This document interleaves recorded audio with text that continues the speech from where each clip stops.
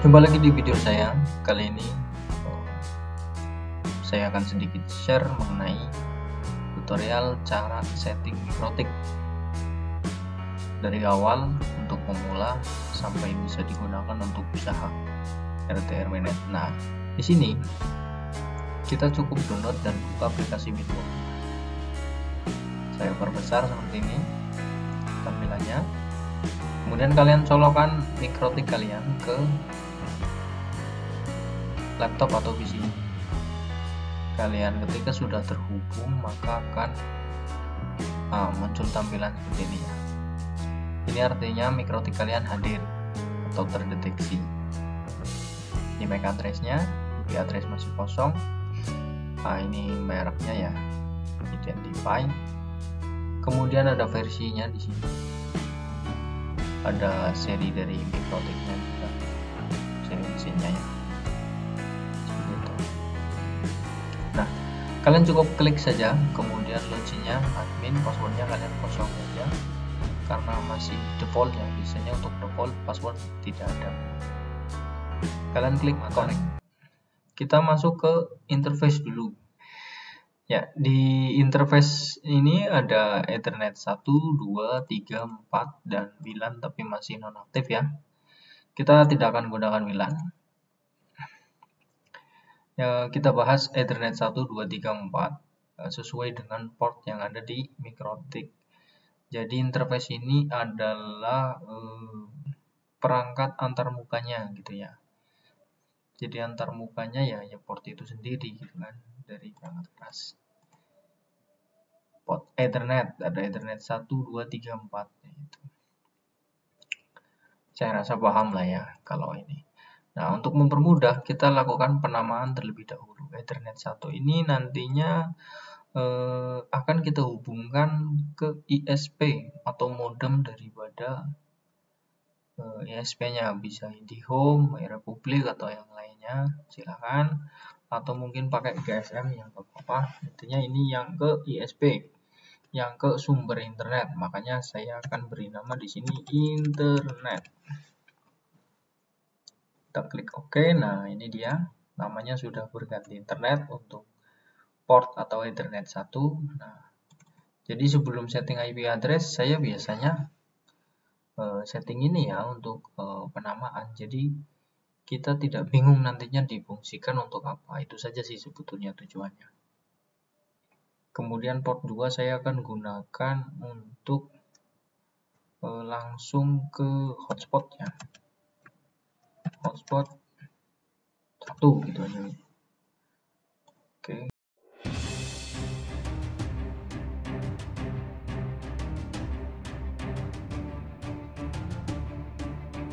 Nah, oke. Jadi nanti Ethernet 1 itu internet, Ethernet 2-nya itu hotspot 1, Ethernet 3-nya hotspot 2. Ini hotspot 1 dan hotspot 2 akan kita gunakan untuk usaha voucheran.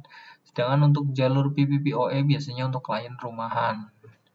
Jadi yang bayarannya per bulan gitu ya. Saya gunakan ini, PPPoE.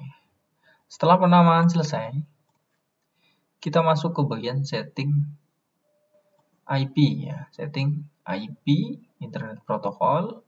Kemudian kalian masuk ke addresses, IP address. Nah, di sini kalian tinggal klik add saja. Kemudian masuk, tambahkan IP address.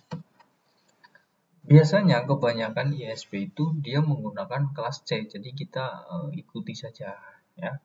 Kita buat satu jalur kelas C untuk mempermudah komunikasi antar perangkat di jaringan yang akan kita buat. Jadi kita buat di kelas C saja. Misalkan saya akan buat di sini untuk Ethernet 1 atau internet ya. Saya akan sesuaikan 192.168, taruhlah misalkan 10 gitu ya. Titik 1 garis miring 24. Seperti ini. Kalian bisa buat IP sesuai keinginan kalian ya, terserah gitu kan, bebas. Atau mungkin kalian bisa mau pakai 1.2 nggak apa-apa, tapi kalau untuk 1.1 itu kan punya ISP ya, IndiHome ya, jadi kita bedakan tapi tetap dalam satu kelas. Bang, untuk slash 24 itu seperti apa ya, nanti akan ada pembahasannya. Kenapa harus slash 24, slash pembahasannya seperti apa tidak akan saya bahas di sini karena cukup panjang ya. Di sini saya akan mengungkapkan untuk setting mikrotiknya saja terlebih dahulu, seperti itu. Nanti di video berikutnya akan saya upload, saya bahas tentang IP address. Sebetulnya kalian harus paham dulu sih, apa itu IP address, fungsinya untuk apa, kemudian jenisnya apa aja, itu kalian harus paham ini dulu sebetulnya, baru masuk ke setting mikrotik. Tapi karena ini sudah terlanjur saya buat videonya ya, ini nanti video next berikutnya aja ya. Oke, IP ini saya gunakan untuk internet, kemudian saya klik OK saja. Nah, secara otomatis IP networknya muncul. Nah, nanti juga akan saya bahas IP network itu apa. Kemudian saya masukkan lagi IP address-nya 192.168 misalkan 20 ya, menyesuaikan dengan port 2 gitu, biar lebih mudah mengingatnya, port 2 gitu kan. Nah, port 2 20, port 2 itu kan tadi hotspot 1 saya gunakan untuk port 2 ya kan. Nah, jadi tinggal kita atur saja hotspot 1 gitu kan, alamatnya seperti ini. Masukkan lagi 192.168.30 karena ini Ethernet 3, saya kasih 30. 1 kemudian slash 24, saya pilih hotspot 2 ya. Ethernet 3 itu kan hotspot 2. Apply atau langsung oke, nggak apa-apa, bebas. Oke, sudah terbentuk, sudah terbuat ya. Ini ada IP address, ini 192.168.40.1/24. Nah, IP networknya itu selalu belakangnya 0. Seperti itu. Ini IP network, IP jaringannya. Oke, sudah terbentuk IP address-nya, sudah kita buat. Oke, seperti ini saja, saya pajang di sini sebagai pengingat. Kemudian selanjutnya kalian bisa setting DHCP client atau DHCP server dulu, atau mau setting DNS bebas ya. Nah, untuk DHCP client atau DHCP server dulu bebas ya. Kita setting, saya lebih suka setting biasanya DNS dulu. DNS di sini kita masukkan IP dari di home-nya saja nggak apa-apa, 192.168.1.1. Kemudian kita tambahkan dengan klik tanda panah di bawah. Kita masukkan DNS Google ya. Seperti ini. 8888 dipisah dengan tanda titik atau 8844. Nah, sejauh ini saya gunakan ini stabil ya. Jangan lupa klik checklist ya pada allow remote request, kemudian klik OK. Nah, ini akan berfungsi nanti setelah semuanya terhubung dengan kabel melalui jaringan. Kalian bisa klik client ya, DHCP client. Nah, di sini saya setting aja ya. Setting aja ke port mana yang akan digunakan untuk terhubung ke DHCP client. Di sini kita pilih internet karena ini yang nantinya akan terhubung ke ISP. Jadi secara otomatis DHCP client nanti akan kita dapatkan dari port 1 yang terhubung ke ISP gitu. Seperti itu ya.